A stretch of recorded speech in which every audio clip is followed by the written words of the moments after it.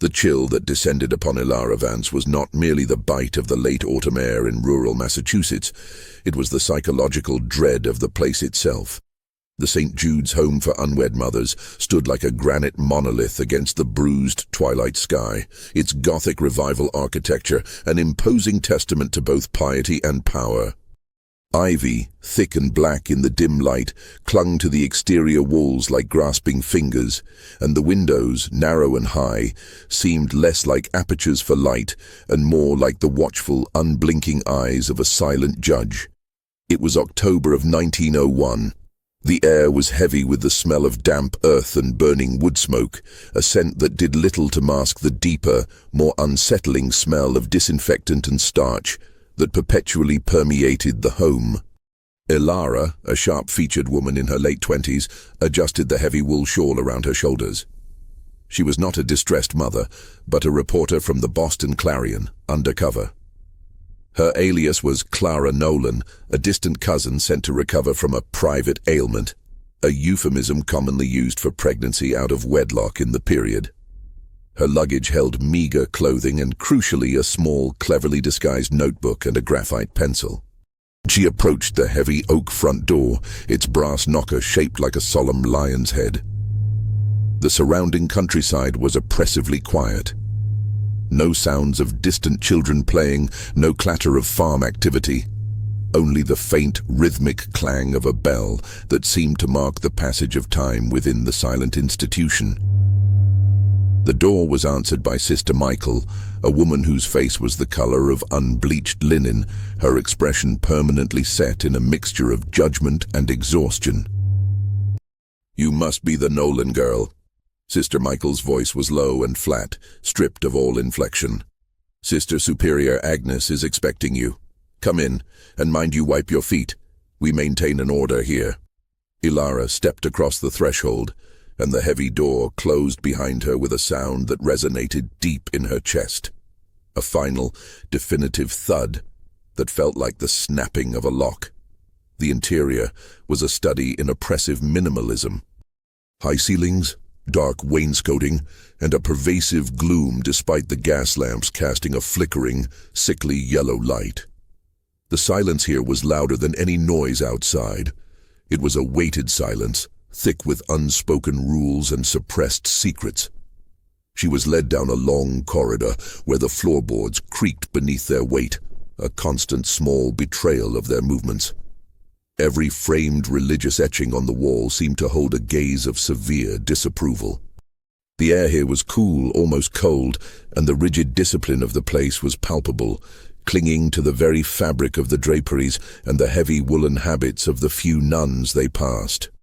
"Sister Agnes will see you now," Sister Michael announced, stopping before a large, polished mahogany door at the end of the hall. Sister Superior Agnes was the antithesis of the home's cold, sterile environment. She sat behind a large desk in a warm, wood-paneled office. She was a physically imposing woman, not in height, but in presence. Her eyes, magnified by thick spectacle lenses, were an unnerving shade of grey, shrewd and unnervingly perceptive. Her habit was impeccably starched, giving her a formidable, almost armoured appearance.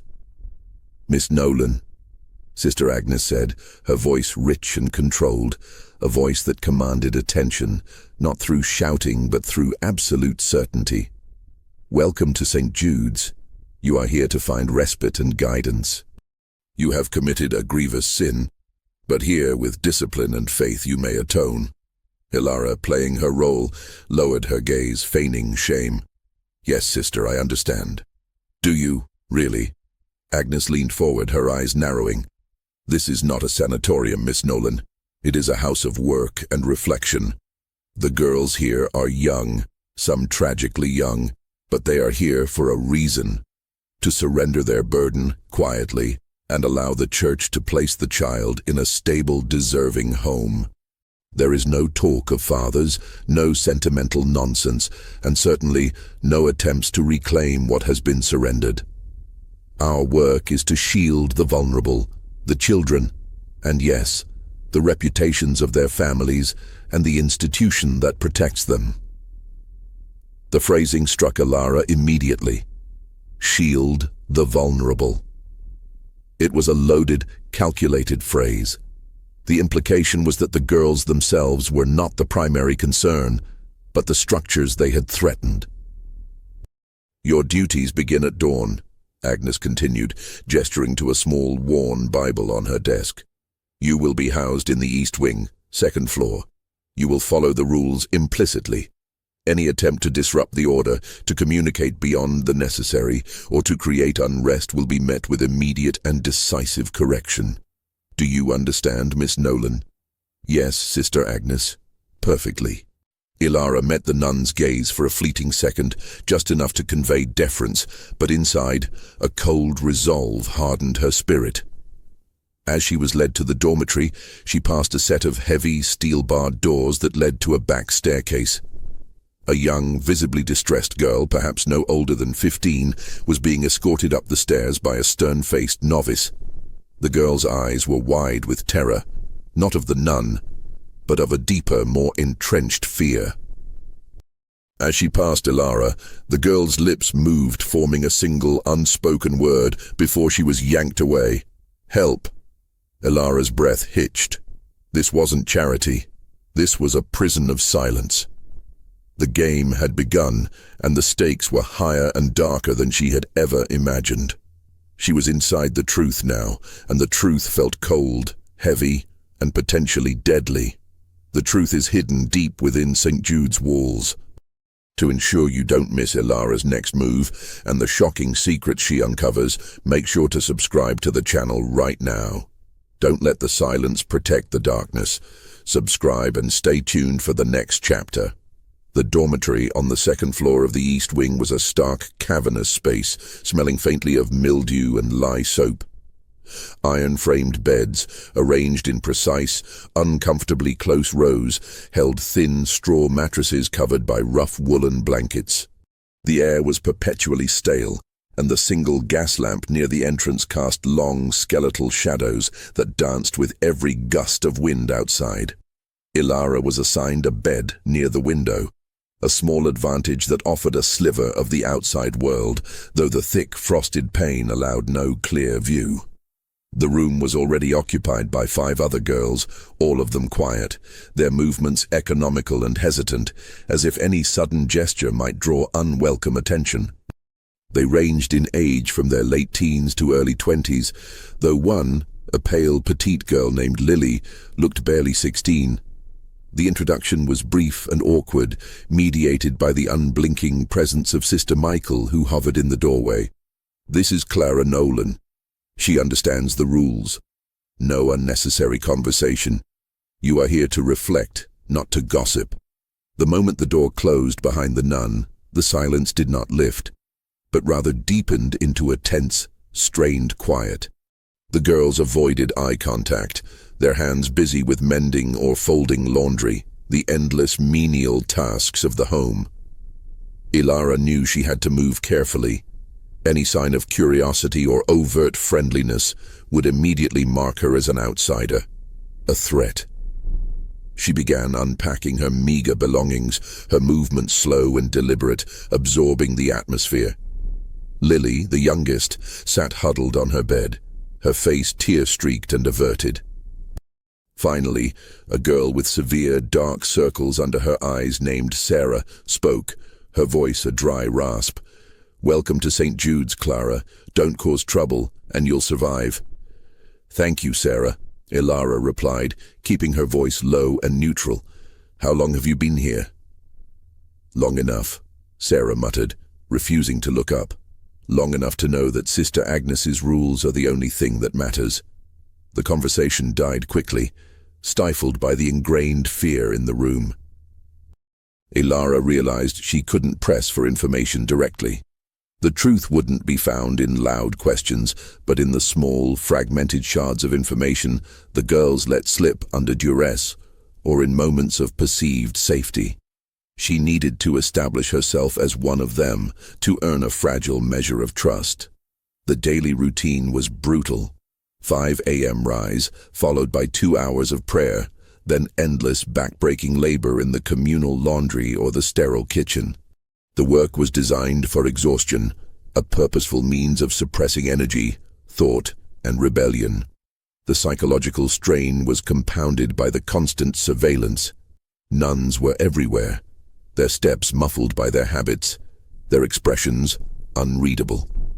During the afternoon silence hour, a precious 30 minutes when the nuns were theoretically occupied elsewhere, Ilara finally found an opportunity.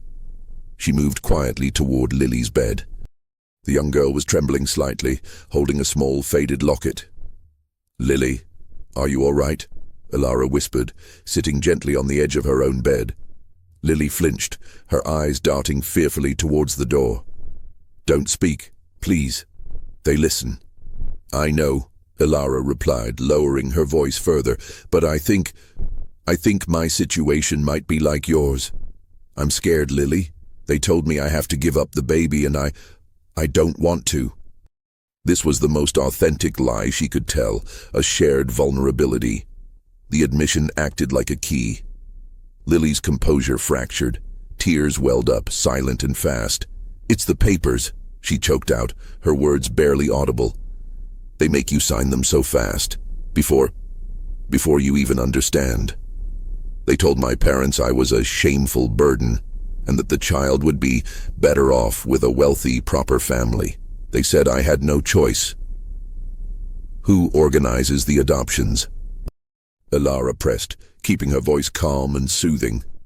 Lily shook her head, terrified. "Sister Agnes, always. She keeps all the records, in the office. She never lets anyone near the files. The Black Book, we call it. It has all the names, the dates, the new families. She locks it up. The Black Book, a ledger of secrets." This was the tangible evidence Ilara needed, the central node of the operation. "Lily, have you ever seen anyone try to run away?" Lily's eyes went wide with pure, unadulterated fear.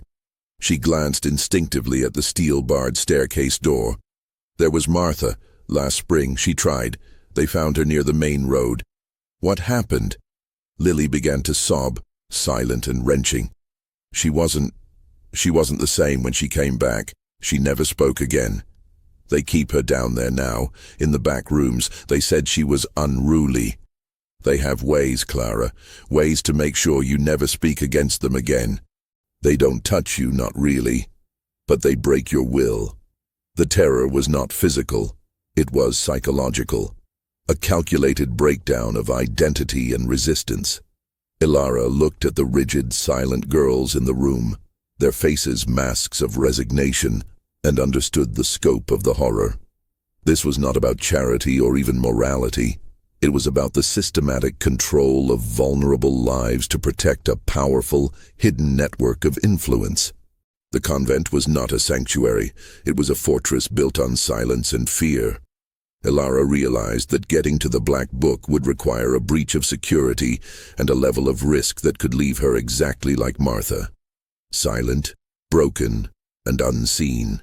The thought sent a cold dread through her, but it only strengthened her resolve.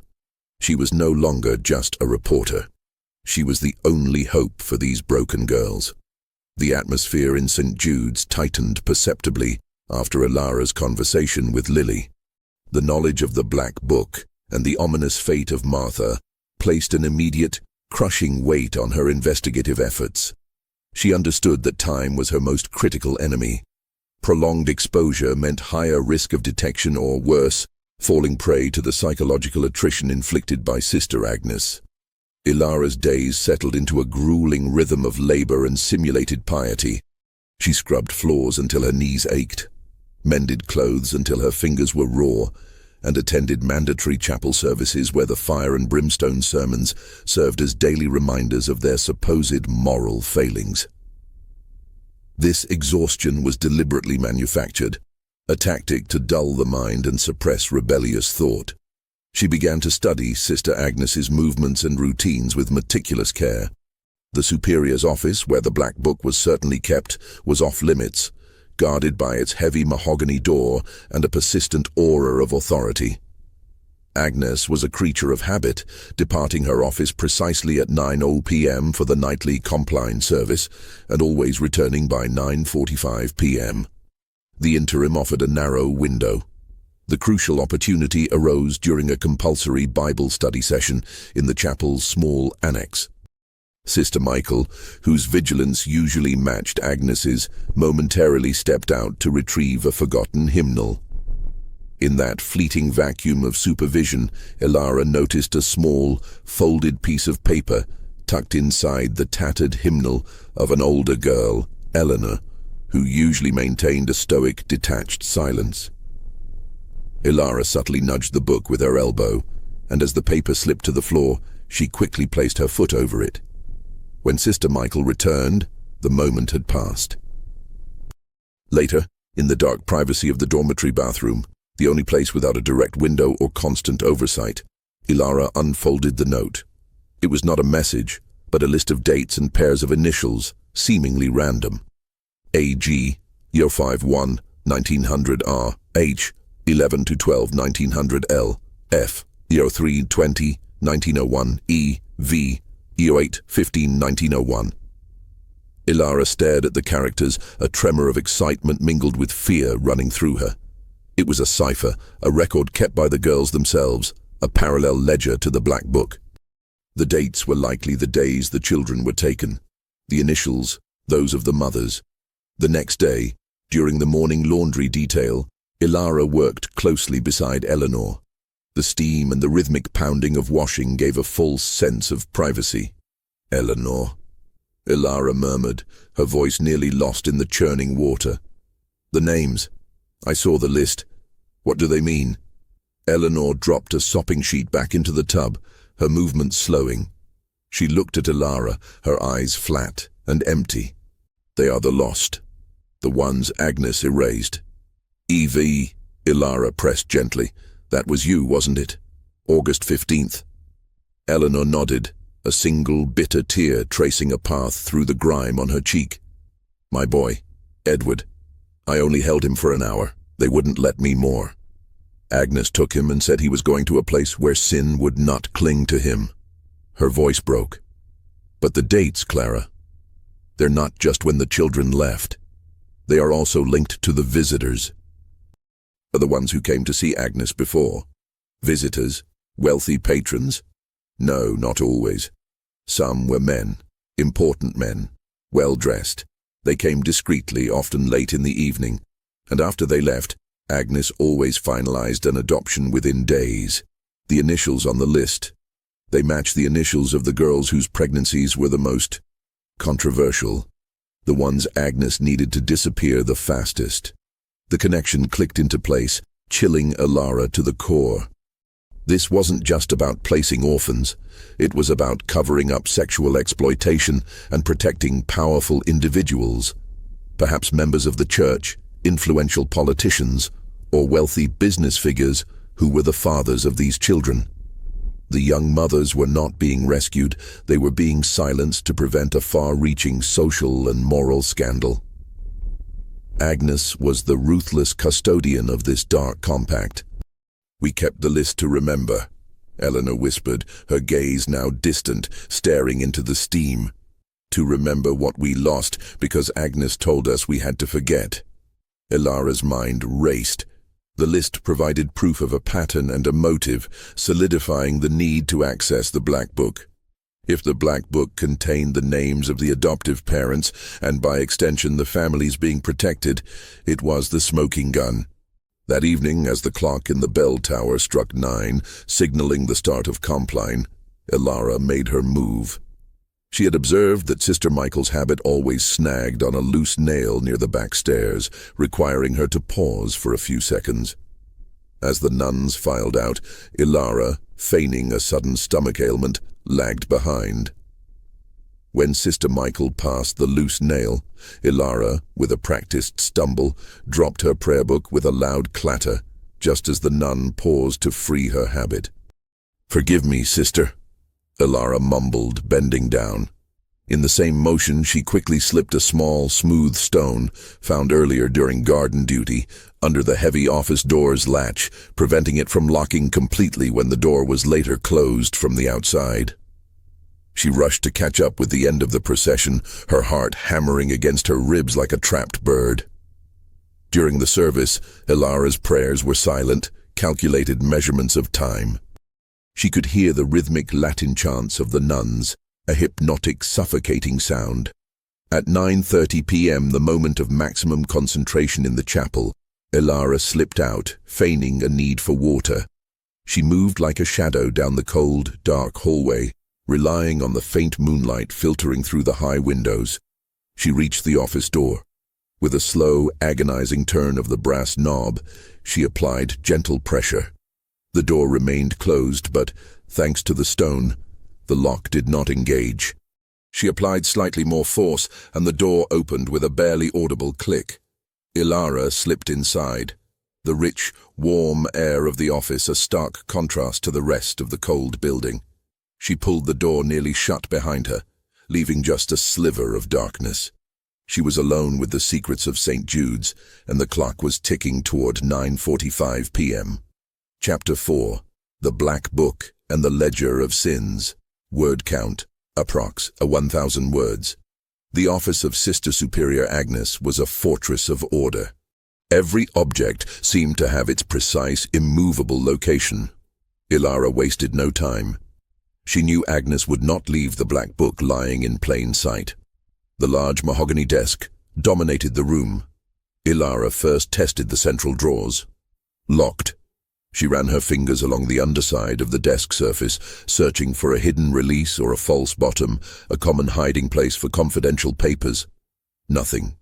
Her eyes scanned the room's various storage solutions, a tall, heavy-set filing cabinet near the window, and a large, carved oak bookcase. The filing cabinet was locked with a heavy padlock. The bookcase, however, presented a more promising avenue. It was filled with dusty theological texts and volumes of canon law. Ilara carefully pulled out a series of large uniform books on the second shelf, volumes of the Summa Theologiae. As she slid the fourth volume, Secunda Secundae, out, she noticed that the spine of the book next to it, Tertia Pars, was unusually stiff and seemed glued to the shelf. She pressed the book. It didn't budge. She then tried pushing the heavy oak paneling behind the books. Still nothing. She remembered a detail from her research on 19th-century furniture. In wealthy homes and offices, sometimes the top drawer of a desk would contain a secret release mechanism for a safe or a compartment. She returned to the desk, and using a thin, flattened piece of metal she had smuggled in, a repurposed hairpin, she expertly began to pick the lock on the top drawer. The silence of the office was broken only by the faint metallic scraping and the frantic beating of her own heart. Click. The drawer slid open. It contained only routine correspondence, inkwells, and a set of financial ledgers for the home. As she lifted the main ledger, she felt a slight resistance. Tucked into the recess at the back of the drawer was a small, brass lever. She pulled it. A section of the oak bookcase, the one containing Tertia Pars, swung outward on silent hinges. Hidden inside was a small, secured safe. Next to the safe, on a narrow shelf, lay a single bound volume, the Black Book. It was encased in dark, worn leather, its pages edged in gilt that was now tarnished with age. Ilara's hands trembled as she reached for it.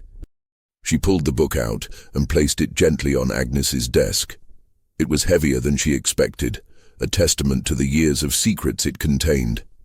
She opened it quickly, flipping past pages of meticulous handwritten entries. Ilara sucked in a sharp breath. Senator A.H. The code was a thin veil. The affiliation column confirmed her worst fears. The scale of this cover-up extended directly into the highest echelons of government and society. The money column revealed that this was a lucrative, highly organized scheme, not charity, but commerce in human lives and reputations. The notes were chillingly clinical. Mother warned RIA secrecy. She needed proof she could carry out. The sheer volume of the book made copying it impossible in the allotted time. She reached into her dress and retrieved her small notebook and graphite pencil. She rapidly transcribed the last 6 months of entries, focusing on the highly sensitive cases involving political and church affiliations. She noted the code for the adopting families and the details of the payments. As she was furiously copying the entry for L.F., Lily, age 16, who had given birth in March, she heard a muffled sound from the hallway. Footsteps, the heavy, measured steps of a sister returning from Compline. 9:40 p.m. Agnes was early, or perhaps it was Sister Michael. Ilara froze, the graphite pencil hovering over the paper. The footsteps paused just outside the door. She could hear the faint rustle of a woolen habit. The person was hesitating.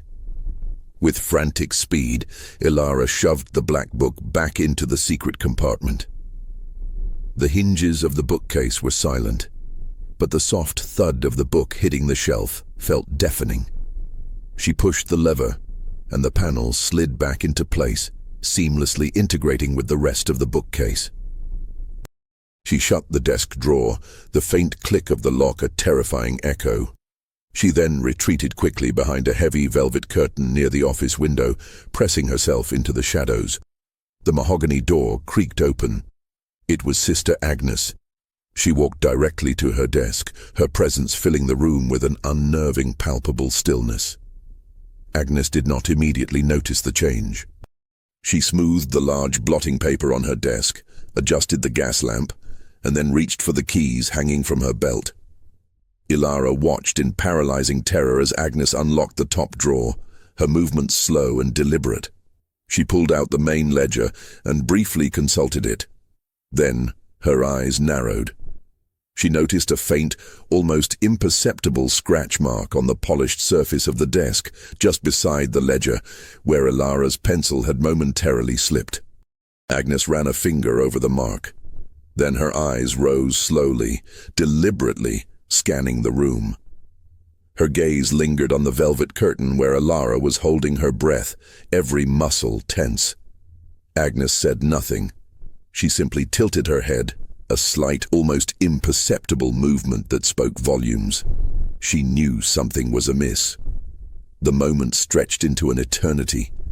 Just when Ilara thought she was discovered, Agnes turned and walked not to the curtain, but to the bookcase. She reached for the volume of Summa Theologiae, pulling it out. Ilara's heart seized. Agnes wasn't checking the secret door. She was merely confirming the books were in order. She was checking the general tidiness, the order she obsessively maintained. Agnes replaced the book and moved toward the filing cabinet, unlocking it to retrieve some late paperwork. The crisis had passed, narrowly, terrifyingly. Ilara seized the chance. As Agnes was bent over the cabinet, her back to the window, Ilara slipped out from behind the curtain, moved soundlessly to the door, and melted back into the shadows of the main hallway, heading for the safety of the dormitory, the scribbled evidence of the black book clutched tightly in her hand. Ilara returned to the dormitory, her skin clammy with sweat despite the cold. She hid the notebook beneath a loose floorboard near her bed, a spot concealed by the heavy iron frame. The adrenaline of the break-in was quickly replaced by a cold, calculating fear. Agnes knew someone had been in her office. The subtlety of her reaction was more terrifying than an open accusation. The game of cat and mouse had moved from investigation to active deception, and the rules were now lethal. The next morning, the atmosphere in St. Jude's shifted from mere discipline to overt surveillance. The nuns were everywhere. Sister Michael's face was grimmer than usual, and she moved with a watchful, predatory focus. The gas lamps remained lit for longer periods, even during the day, as if darkness itself was now a security risk. The key change was the introduction of a new duty: communal accountability sessions. After the morning work, the girls were gathered in the refectory, where Sister Agnes presided over a table, her grey eyes meticulously scanning their faces. "Sisters," Agnes began, her voice a soft, dangerous purr, "there has been a trespass, an attempt to disrupt the holy work of St. Jude's. Someone among you has been careless with their reflection and allowed a spirit of rebellion and deceit to take root." Ilara kept her face blank, her gaze fixed on the table. She recognized the classic interrogation tactic. Sow paranoia, watch for the telltale flicker of fear, and isolate the suspect. "I know the nature of the intrusion," Agnes continued, her voice gaining an edge of steel. "I know the darkness that motivates it, and I promise you, I will find the guilty party. Those who harbor secrets will be judged not just by God, but by the consequences their betrayal brings upon their innocent sisters." She looked directly at Lily, who visibly shrank into herself, then at Sarah, who quickly averted her eyes. And finally her gaze settled on Ilara for a long, unsettling moment. "The truth, Miss Nolan, always comes to light. And the truth here is that you were sent to us for purification, not to sully the reputations of others." The psychological pressure was agonizing. The girls, already fragile, became terrified of speaking even to each other. The communal silence, the only remaining space of relative freedom, was completely eradicated by mutual suspicion. Ilara knew she couldn't risk communicating the contents of the notebook to the outside world herself. The home was a sealed container. She had to find a conduit. She thought of the external workers. The elderly, deaf laundryman, Mr. Davies, was the only non-nun allowed brief access inside the main compound. He was a simple, quiet man who came once a week to collect the home's heavy canvas laundry sacks. His hearing loss was a form of protection. That afternoon, during laundry duty, Ilara worked with a desperate focus. She needed a message that was small, hidden, and clear.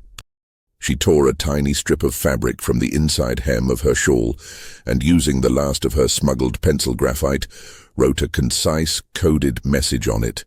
"Clarion, proof, Senator A.H., laundry 9 a.m. Tuesday." The message was a direct instruction to her editor, telling him she had proof of the scandal and when to expect the drop. The risk of concealment was high. She couldn't stitch the message into the laundry sack. The nuns inspected them.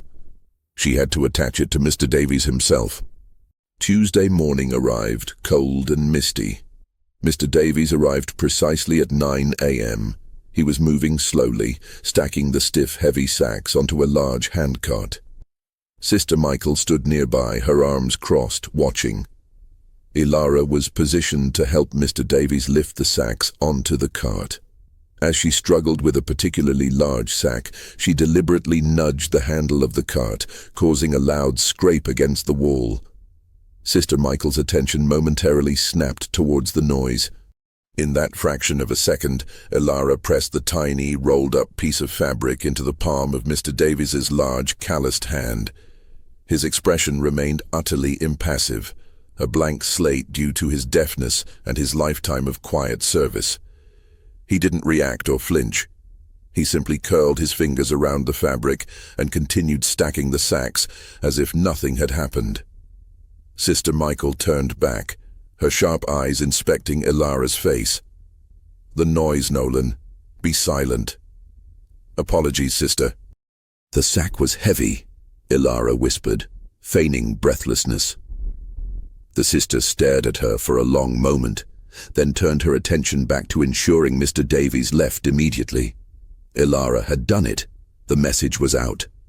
Now she had to deliver the physical evidence, the notebook. The Tuesday 9 a.m. window had been used. Her editor would know to wait for the next crucial drop. The rest of the day was an exercise in pure tension. Ilara had committed a grave act of defiance, and the home felt smaller, colder, and more suffocating than ever. She now had two dangerous secrets: the information in the notebook and the fact that she had successfully communicated with the outside world. That evening, as the girls were preparing for bed, a shiver of fear ran through the dormitory. Sister Agnes was standing in the doorway, not Sister Michael. She held a small silver locket in her hand, Lily's locket. Lily. Agnes's voice was low, yet amplified by the room's silence.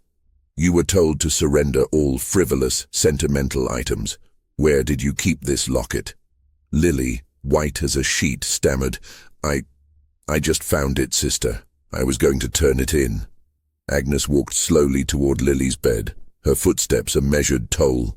She didn't look at the locket. Her eyes were fixed on the floorboards beside the bed. She knelt, her movement surprisingly agile for her size. The order of this house is absolute, Lily, Agnes said, her hand reaching beneath the iron frame of Ilara's, Clara's, bed, not Lily's. With a swift, practiced movement, Agnes pried up the loose floorboard. Her hand reached into the gap and pulled out Ilara's small, cloth-bound notebook.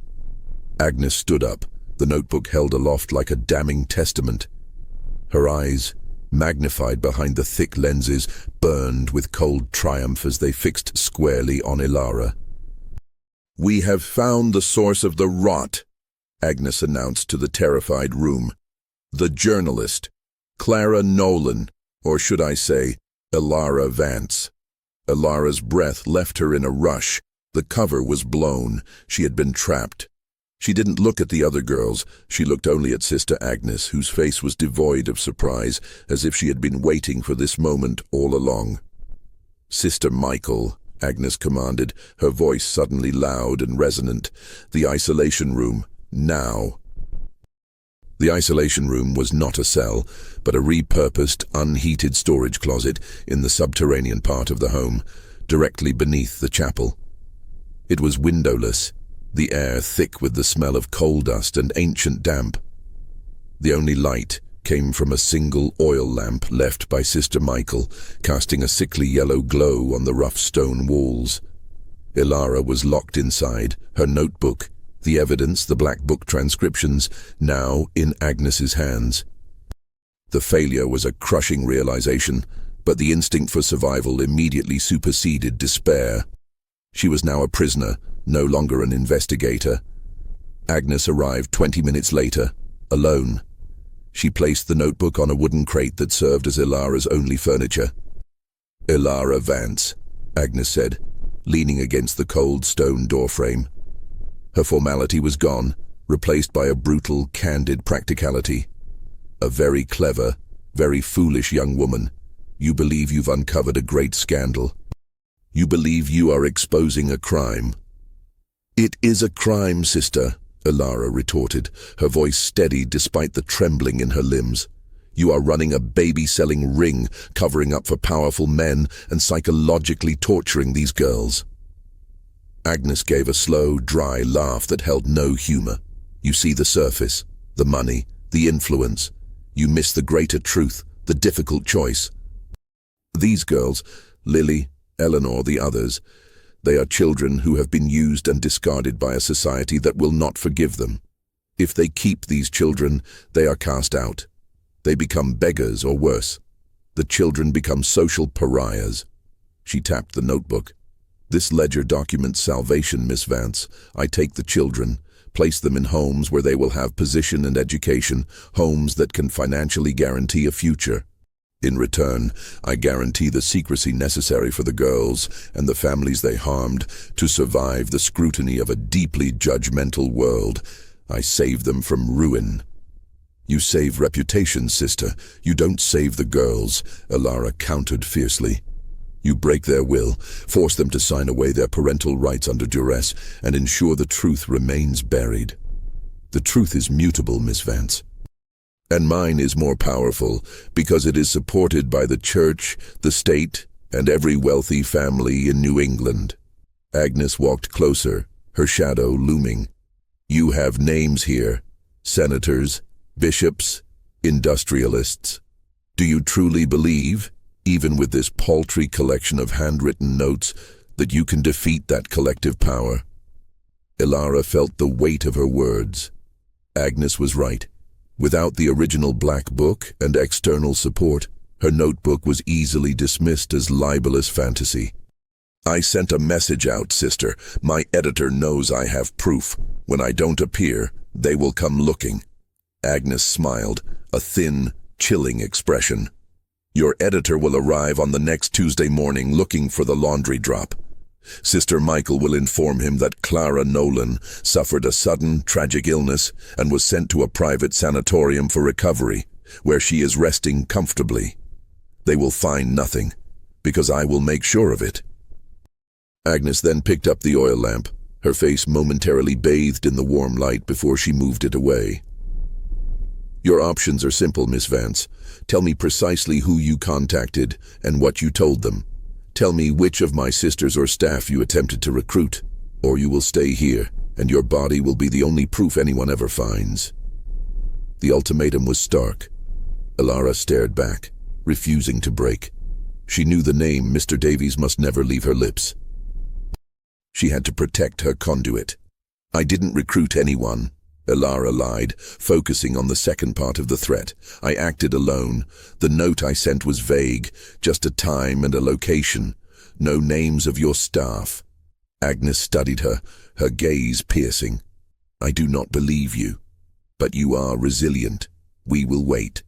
Agnes left the lamp and the notebook on the crate and walked to the door. "Think about your legacy, Elara. Are you a martyr for a story that will never be published? Or a survivor who, if she cooperates, might one day walk free and write about something else?" She locked the heavy outer bolt. Elara was alone again. She immediately snatched the notebook. Her immediate priority was to ensure the information was not lost if she was successfully disappeared. She knew the isolation room was close to the foundations. Using the blunt end of the pencil, she began to carve into the smooth, damp stone wall just above the floor where the shadows were deepest. She carved the key codes from the black book, the senators' and bishops' initials, the dates, and the amount of the last few payments. The stone was hard, and the work was slow, painstaking, and excruciatingly loud in the silence. She worked until her fingers were blistered and the pencil snapped. But she managed to permanently etch the core of the scandal into the very architecture of St. Jude's. Suddenly, a small sound from the wall adjacent to the chapel foundation startled her. A scratching sound, followed by a faint, muffled tapping. Tap, tap, tap, tap, tap, tap. It was the cadence of the hymns they sang daily, the opening line of Tantum Ergo. Someone was communicating with her, someone from inside the system. Elara paused, her heart leaping with a desperate hope. She moved to the wall and cautiously tapped back the responding measure of the hymn. A moment later, a voice incredibly faint, dry and shaky, whispered through a tiny, unseen crack in the stone. "Clara, Eleanor." They broke the pencil, but she saw the note you made, the one about the black book names. It was Lily. She was risking everything pressed against the cold stone of the foundation. Did you read the note?" Elara whispered back, her voice hoarse. "Not all, but enough. We know. The powerful names. We will find a way. You must stay strong. She is planning to move you. Tonight." Agnes was moving her. Tonight. Elara had to escape, or at least get the notebook out, before the permanent sanatorium transfer took place. Lily's courage had ignited a final desperate surge of will. The information from Lily was a grim confirmation. Agnes was preparing for the final phase of her cover-up. The notebook had to leave St. Jude's before Elara did. The carving on the wall was a safeguard, but the physical document was the definitive proof. Elara spent the next hour meticulously planning, the silence of the room punctuated only by her rapid, shallow breaths. She reviewed the architecture of the home in her mind, the east wing dormitory, the main stairs, the kitchen, the heavy laundry sacks. The most viable opportunity was the laundry drop. Mr. Davies would be back on Tuesday. She had to ensure the notebook was hidden in one of the sacks by then. Suddenly, the heavy bolt on the isolation door scraped back. Elara quickly snatched the notebook and pressed herself against the wall, assuming a posture of defiant readiness. It wasn't Agnes. It was Sister Michael. Her face was a mask of conflicting emotions, fear, exhaustion, and a strange, hesitant urgency. She carried a small tray with stale bread and a tin cup of water. "Eat this," Sister Michael commanded, her voice barely a whisper. She looked quickly at the locked door, then back at Ilara. "Don't touch the tray. Just eat." Ilara obeyed, her eyes never leaving the nun. As Sister Michael turned to leave, she paused, her hand hovering on the bolt. "You should have stayed out of it," Sister Michael murmured, her voice laced with years of suppressed pain. "You are not the first, but you are the first with a notebook." "Then you know it's true," Ilara pressed, seizing the moment. "You know what Agnes is doing, the forced adoptions, the cover-ups for the powerful. You are complicit." Sister Michael flinched, her composure momentarily cracking. "Complicity is survival, Miss Vance. I was 17 when I arrived here. I had a child. He was taken. I was given a choice: leave and face utter ruin, or stay, serve, and survive under the protection of the church. I chose the veil." Ilara realized that Sister Michael was not a monster, but a victim who had become a guard, a terrifying, willing cog in the machine of Agnes's control. "You said you were 17. Lily is 16. Are you willing to watch her endure the same life, the same choices, the same silence?" Ilara challenged. "The notebook holds the names of the men who did this. It holds the key to stopping Agnes and freeing these girls. Help me get it out." Sister Michael looked at the notebook, then at Ilara. Her face was a tableau of internal struggle. She reached into the pocket of her habit and pulled out a small, old-fashioned brass key. "This is the key to the main storage closet near the laundry room," Sister Michael whispered, her eyes filling with tears. She quickly blinked away. "It's rarely used. It is where the new empty sacks are kept before they are rotated out." "Why are you doing this?" Ilara asked, stunned by the sudden turn. "I saw the scratching on the wall, Miss Vance," Sister Michael said, nodding toward Ilara's crude inscription. "I saw the initial LF. It was Lily's code. She is so young. I failed to save my own son. I won't fail to give her a chance at truth." "Agnes will know," Ilara warned. "She will know you helped." "Agnes is moving you after midnight," Sister Michael repeated, her eyes now burning with a desperate resolve. "She is taking you herself, in a private carriage. She plans to dispose of the notebook first. After 10 p.m. the dormitory is locked, the outer doors are bolted, no one moves until dawn. I will be on duty tonight. I will leave the outer bolt on this room unlocked at 11:30 p.m. You will have 30 minutes to get to the storage closet before I do my final rounds." Sister Michael thrust the key into Ilara's hand. It was cold and heavy. "The laundry sacks are taken Tuesday morning, 9 a.m. You must hide the notebook in one of the new empty sacks in that closet.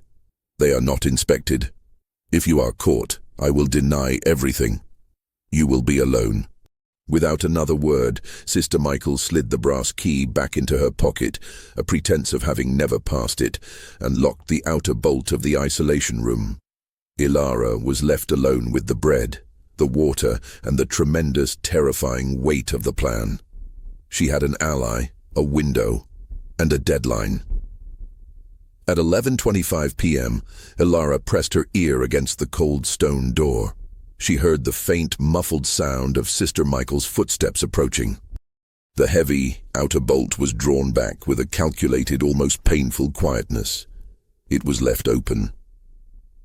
Sister Michael continued her rounds, her footsteps fading down the hallway. Ilara waited for a minute, then two, until the silence felt safe enough to break. She pushed the door open, the faint squeak of the hinges a terrifying sound in the dead quiet of the basement. She slipped out, key in hand, the notebook tucked securely into the waistband of her skirt. The ascent from the basement was slow and arduous. She navigated the dark, cold back staircase, avoiding the creaking steps she had marked in her mind during her weeks of surveillance. The main floor was a nightmare of shadows.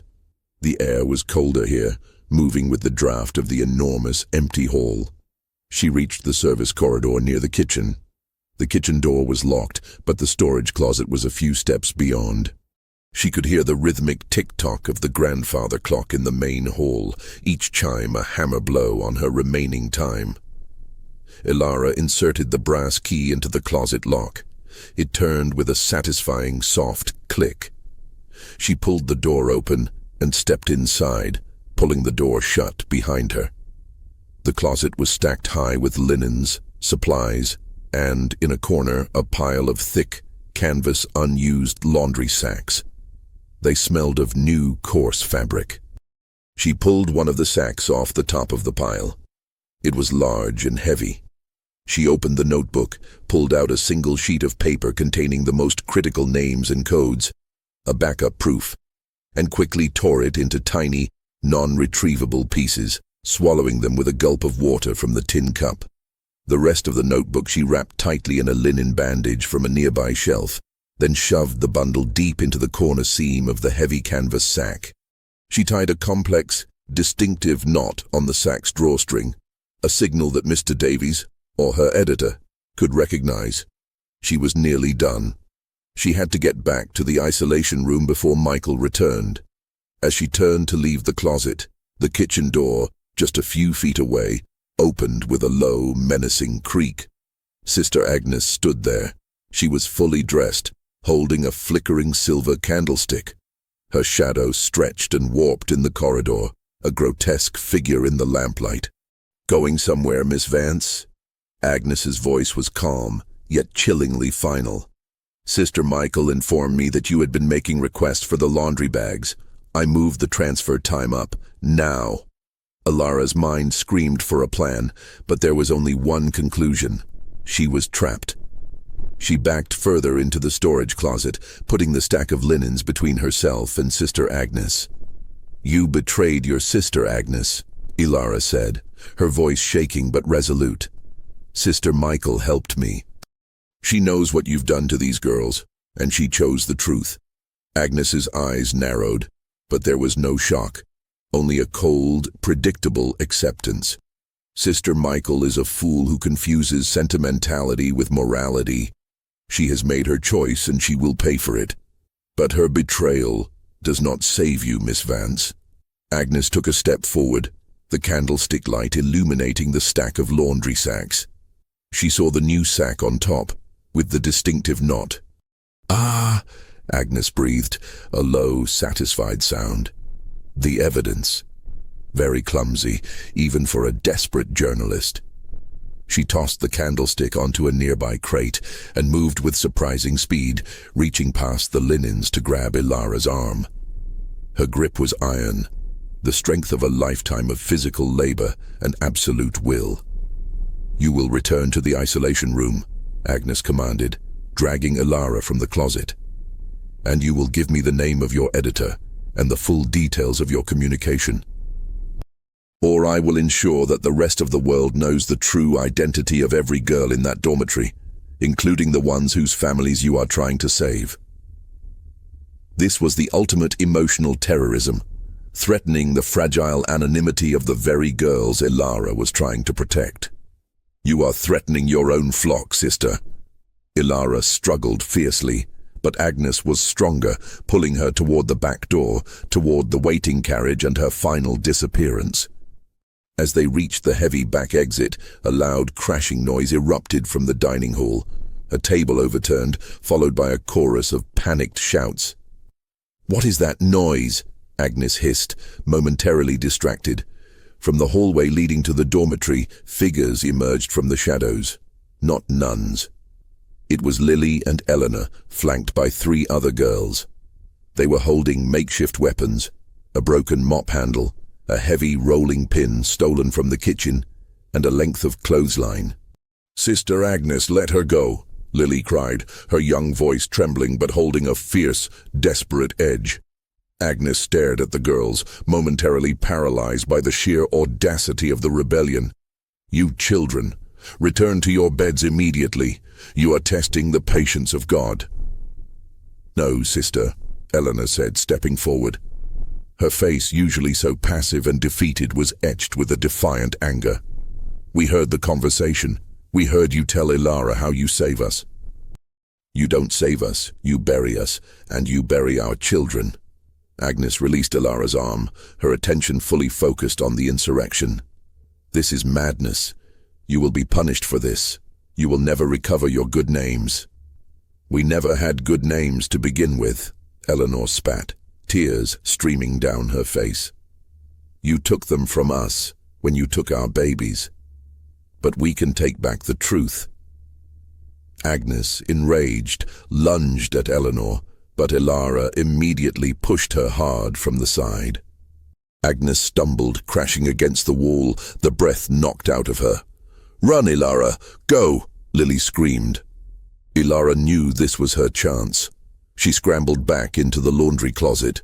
She grabbed the sack with the notebook and, carrying the heavy canvas over her shoulder, she ran back into the corridor. The girls were now actively keeping Agnes cornered, surrounding her with their meager weapons and their sheer desperation. Agnes was shouting, her voice raw and filled with impotent fury. "Go! Get it out!" Eleanor yelled, locking eyes with Ilara. Ilara ran toward the front of the house, toward the main door, the lion's head knocker. She knew Sister Michael was making her final round on the second floor. She had maybe 1 minute before the sister realized the dormitory was empty. The main door was bolted. The locking mechanism was heavy and complex. Ilara frantically worked the steel bolt, her hands slipping on the cold metal. Suddenly, a terrifying sound erupted from the back corridor, the piercing, frantic toll of the chapel bell. Agnes had reached the bell pull, sounding the alarm to rouse the entire convent. The main bolt finally scraped open. Ilara pushed the door open and sprinted out into the dark, misty night, the heavy laundry sack slamming against her back with every stride. She could hear running footsteps and shouts echoing from the interior of St. Jude's. She didn't stop to look back. She plunged into the woods that bordered the main road, the heavy scent of pine and wet earth filling her lungs. Her mission was no longer simply to collect evidence. It was now a desperate race for survival and the delivery of the truth. The dark woods were a treacherous maze. Ilara ran, heedless of the scratching branches and the uneven, rocky terrain. The mist was thick, obscuring the moonlight, reducing visibility to mere feet. The shouts from St. Jude's grew fainter, but the constant panicked ringing of the chapel bell sliced through the night, a relentless soundtrack to her escape. She knew the nuns would have to search the immediate grounds first. Her only chance was to reach the main road and find a landmark where she could leave the evidence before daylight exposed her. She focused on the weight of the laundry sack, the proof itself. She couldn't abandon it, but carrying it was exhausting her. She ran for what felt like miles, her lungs burning, the cold air scraping her throat. Suddenly, she burst out of the dense thicket onto a rough, unpaved lane, the main road leading to the nearest town 5 miles away.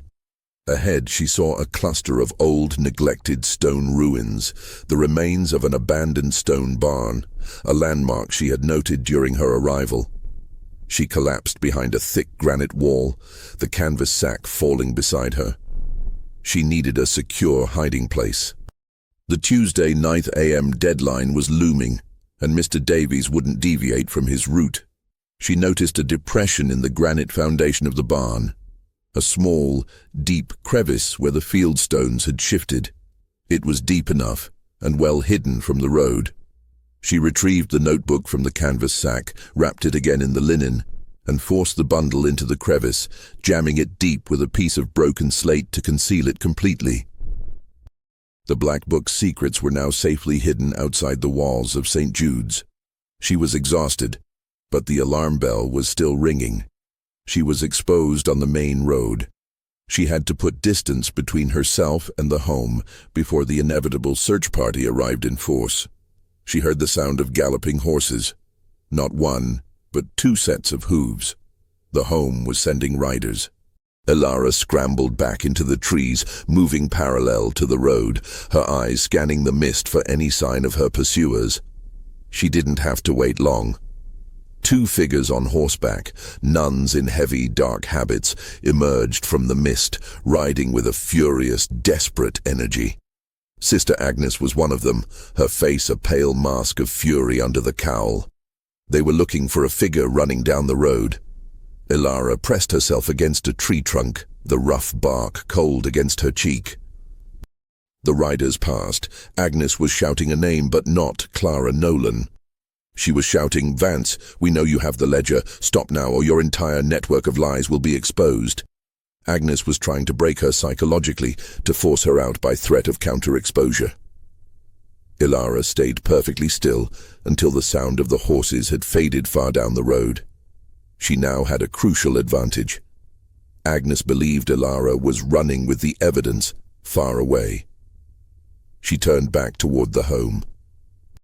Her goal was no longer the town, but the convent itself. She had to ensure the girls who risked their lives for her were not abandoned to Agnes's retribution. She moved quickly, utilizing the cover of the woods. The constant ringing of the bell was her guide and her warning. As she approached the home's perimeter, the ringing abruptly stopped. A sudden, chilling silence fell over the grounds. The search had begun in earnest. She slipped through the unguarded vegetable gardens near the back kitchen, the area Agnes had left exposed in her haste to chase Ilara on the road. The main back door, where the confrontation had taken place, was still ajar. Ilara slipped inside. The corridor was empty, but the gas lamps were now burning brightly, casting a harsh, revealing light. She moved toward the dormitory. As she climbed the main staircase, she heard a muffled, low sound coming from the east wing, not shouts, but quiet, continuous sobbing. She reached the dormitory door. It was locked from the outside. She knelt down and looked through the keyhole. Inside, the room was dimly lit by a single lamp. The girls were huddled together, weeping. Standing over them, her face pale and drawn, was Sister Michael. She was not comforting them. She was securing the room, placing a heavy iron bar across the door as an extra measure. Ilara tapped softly on the door, a faint, rhythmic 3 beats, a variation of their hymnal code. Sister Michael's head snapped up. She walked to the door and pressed her ear against it. "Michael, it's me, Ilara. Are they hurt?" Ilara whispered urgently through the wood. Sister Michael's voice was a barely audible, broken sound. "No, not yet. But Agnes is furious. She sent the others out to search. Agnes believes you have the notebook, and she is returning to burn the black book. She will try to erase everything tonight." The situation was critical. Agnes had not found the notebook and believed it was still on the grounds. Her instinct would be to destroy the original ledger before external forces, Ilara's editor, could get the hidden copy. "The chapel," Ilara whispered. "The fire is in the chapel. The papers are in the office. I need you to create a diversion. I need to get to the office." Sister Michael hesitated for a long, painful moment. "If I am caught now, my life is forfeit, but what is life without truth?" "The truth will save them, Michael," Ilara pleaded. "Go to the cellar," Michael whispered, her voice regaining its lost resolve. "The old coal chute, it opens near the inner office wall. I will give you 5 minutes. After that, I will sound the alarm in the chapel again, a false alarm, to draw the others away from the main floor." Ilara retreated quickly down the stairs. Sister Michael had given her the ultimate sacrifice, her own survival for the truth. Ilara scrambled down to the basement, retracing her steps toward the isolation room, but turning into the dark, dusty utility corridor. The air here was heavy with the smell of old coal and damp earth. She located the old coal chute, a heavy wooden structure near the inner foundation. She knew she couldn't simply climb the chute. It was too narrow and likely sealed at the top. She pushed hard on the wooden paneling around the base. It groaned, but did not budge. She heard a sudden, sharp, metallic clang from the main floor. Sister Michael was enacting the plan. The diversion had begun. Ilara seized a heavy iron poker from a pile of kindling nearby and drove the blunt end into the narrow gap between the wooden frame and the stone wall. She leveraged her entire weight against the poker, straining every muscle. The rotten wood finally splintered with a sharp crack, and the panel gave way, revealing a small, dark crawl space that led up toward the office. She squeezed into the narrow gap, pushing upward through the dusty, spiderweb-filled space. She could hear the frantic footsteps and shouted commands of the roused nuns above, drawn by Michael's false alarm in the chapel. The crawl space opened directly behind a set of filing cabinets in Sister Agnes's office. Ilara pushed the final loose paneling aside and slid silently into the room. The office was empty.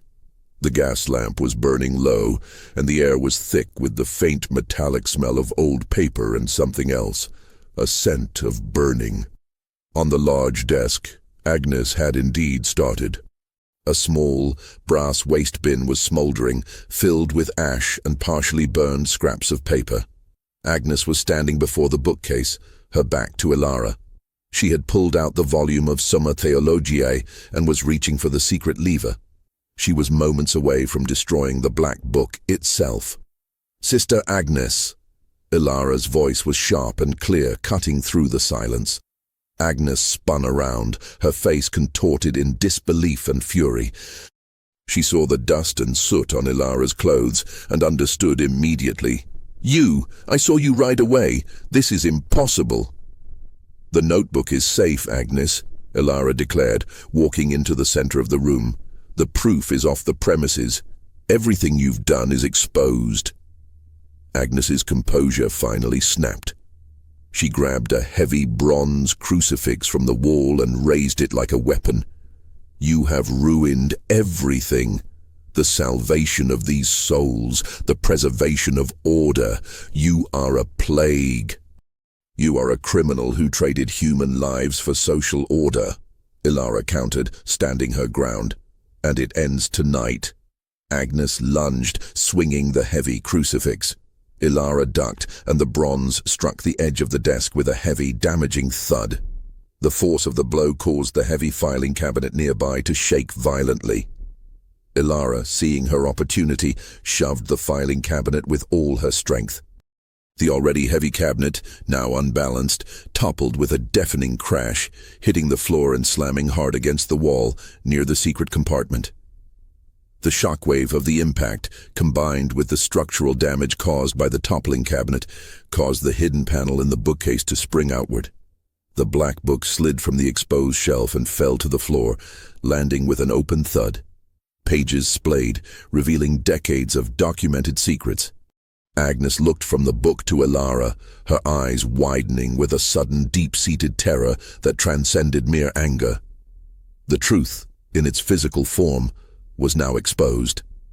Just then, the heavy mahogany door burst open. Standing there were Sister Michael, and behind her two visibly shaken figures, the town's local sheriff and Ilara's editor, Mr. Thompson. Mr.